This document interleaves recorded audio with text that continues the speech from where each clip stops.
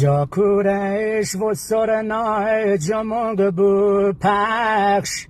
مخدار و شطوریای جا رستم و رخش ندانم درد دل چطور مواگم جایو تا و ارتمیسه یگان زیان گم ز ظلم ای دوره دل نیلیز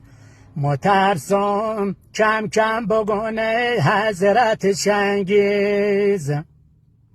خوشسون و غریبی یا دلم به تنگه شاکتا و قرن بعد تیمور لنگه